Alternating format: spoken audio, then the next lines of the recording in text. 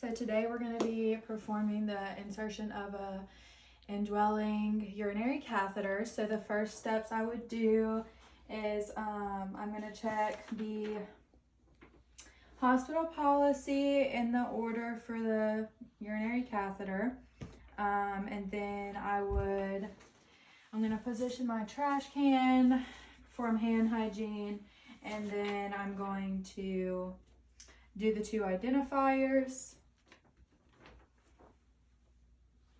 Okay. Jaguar Jones, MR number 4176352, MR number 4176352. Allergies are penicillin, and he's allergic to penicillin. I would ask if there's any other allergies I need to be worried about today. Okay, so I would also look for the indications for indwelling catheter per nurse-driven protocol, and it would be to assist in healing of open sacral or perineal wounds in incontinent patients, acute ventilator-dependent respiratory failure, and acute worsening of mental status. Okay, so now we would, I'd put my goggles on.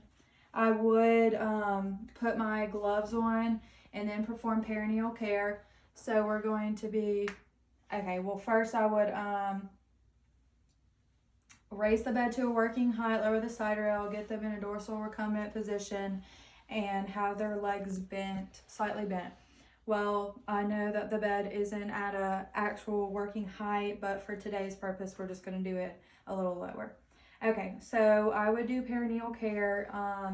I would start by spreading the labia, and then doing each labial fold, the one most away from me first, going front to back, and then do the one closest to me front to back, and then go down the middle front to back.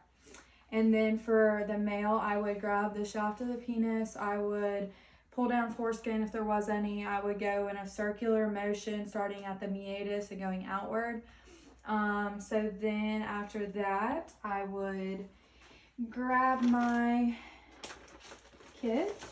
I'm not going to be using this as the trash can today, so we're just going to put it over here. Okay, so I'm going to put this right here. Open it.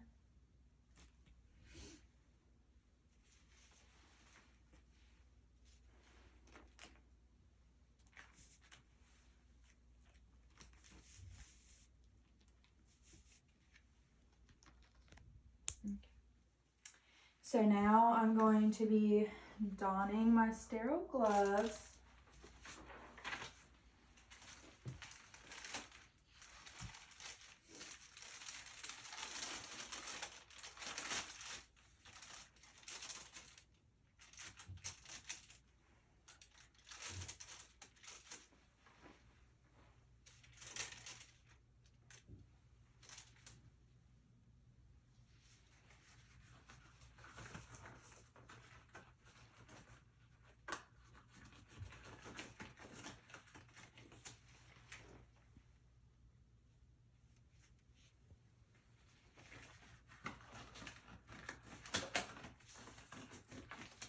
Okay, now I'm going to adjust my fingers.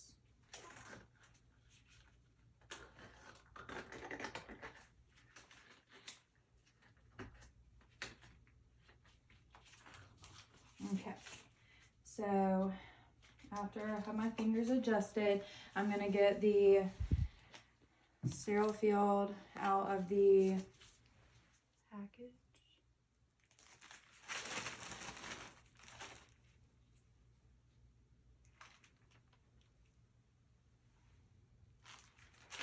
Make sure the side, I'm going to make sure the side, shiny side is down, and then I'm going to put it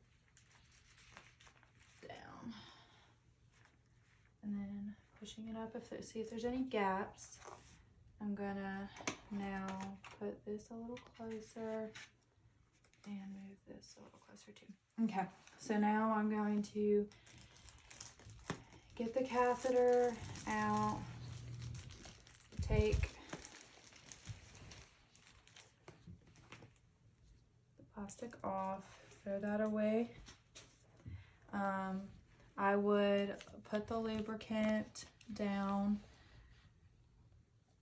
Or well, here, let me position this a little better.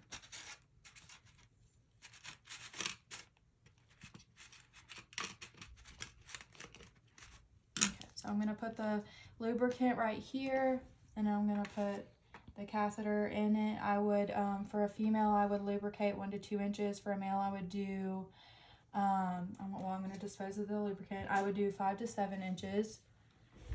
Okay, so we're going to keep that in there. I'm going to grab my syringe.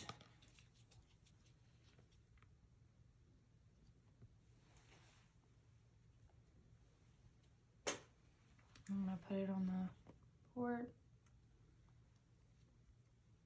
And I'm going to do that. Okay, so now I will be cleaning for the female. Now, I'm going to talk about the male first before I do this. So the male, I would grab the shaft of the penis. I would go in a circular motion, retracting foreskin if necessary, and I would do all 3 swabs, starting at the meatus and going outward. So for this, I'll just show you. So I'm going to hold the labial folds, or hold the labia open, and then go here.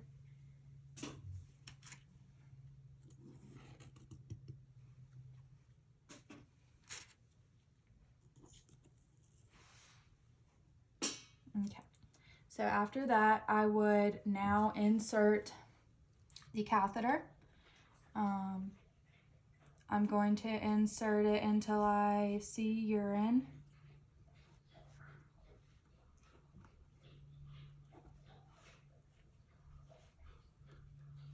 Okay, and so when I see urine, I'm going to push 1 to 2 more inches. And then now I'm going to grab the catheter with this hand and push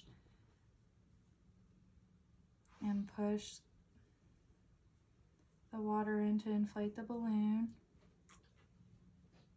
Okay, and now I'm going to take this off. I'm going to dispose of the syringe. And then now I'm going to demonstrate putting the catheter into the stat lock.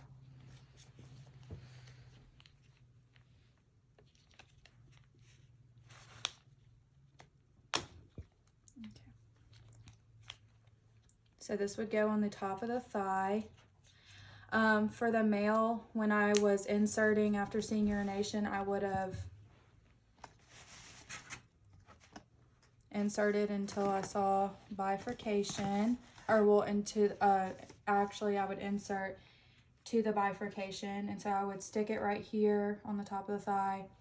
And the female, I'm not sure if I said it, I would put it 1 to 2 more inches in after. Okay, so after this is done, I will show you how I would undo it, and I would do that. And so I'm going to put this over here. Now I'm going to be putting this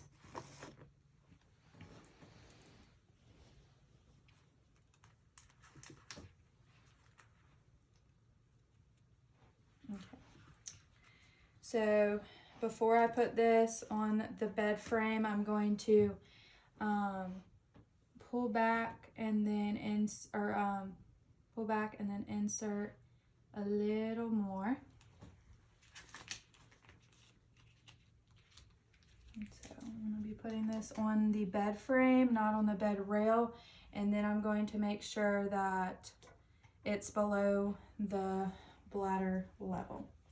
So I'm going to be doing a urine specimen.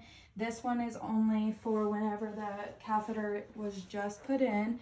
So I'm going to take off the cap, put it right here. I'm going to take this out. I'm going to do it over this graduated cylinder.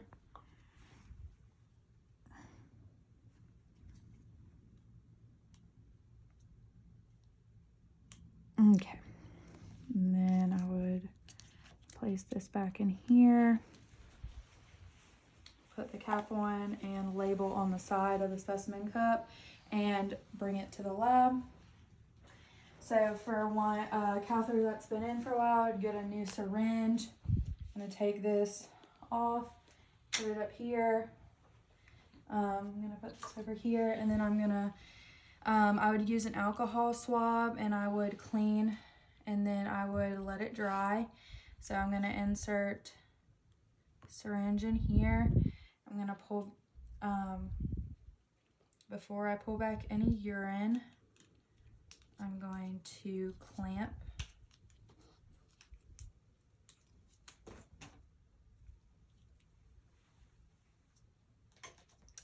this, and then I would pull back 10 millimeters of urine and take it out, then unclamp,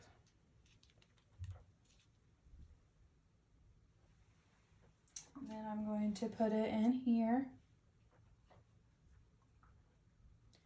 Then I would dispose of the syringe, put the cap back on, label on the side, the specimen bottle as indicated by the hospital, and then send it to the lab. Okay, so now I would raise the bed, or lower the bed to a comfortable position, or to the lowest position. I would make sure that the patient has the call light and has all their personal belongings, and I would also make sure the side rail is up. And then now I'm going to take off my sterile gloves, perform hand hygiene, and then I'm going to document how the patient tolerated the procedure, the amount, consistency, and color of the urine. I would document the specimen. I would describe that I would do daily catheter care with soap and water, and I would also remove the catheter as soon as medically indicated per nurse driven protocol. So now I would dispose of all of my equipment. I'll put it over here. Okay. And so now I'm going to be putting on clean gloves.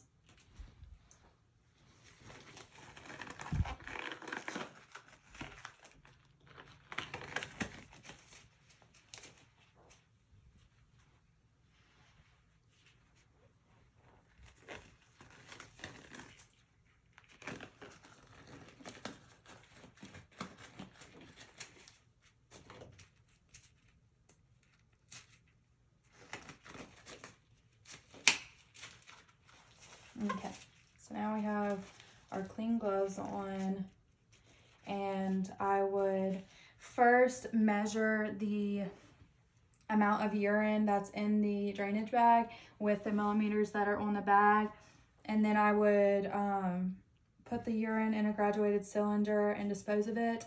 And now I'm going to be removing the catheter. I'm going to deflate the balloon. I'm going to make sure that the syringe is loose, and then I'm going to do 0.5 milliliters of air, and then I'm going to put it in this port and let it drain with gravity.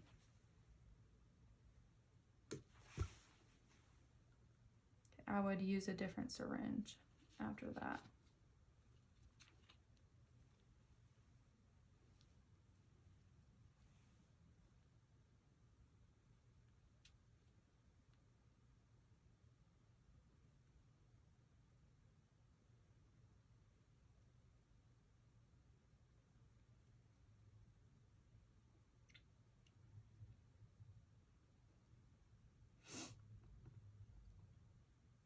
Okay, so now that this is done, I would dispose of that, and then I'm going to be taking out the catheter. And then I would dispose of the catheter. I would now document the procedure, and I would make sure that I put how the patient tolerated the procedure. I would put the amount odor, consistency, and color of the urine. I would make sure that I put how much liquid was returned from the balloon. I would put the condition of the catheter tip, and then or the intactness of the catheter tip, and then I would also put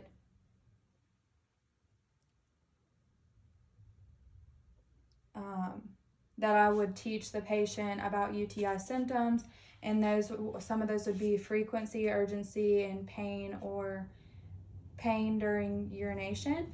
And then also after the procedure, I would come and check on the patient 4 to 6 hours, make sure that they voided. If they did not, I would palpate their bladder, and then if I don't do that, I would do a bladder scan, and that concludes.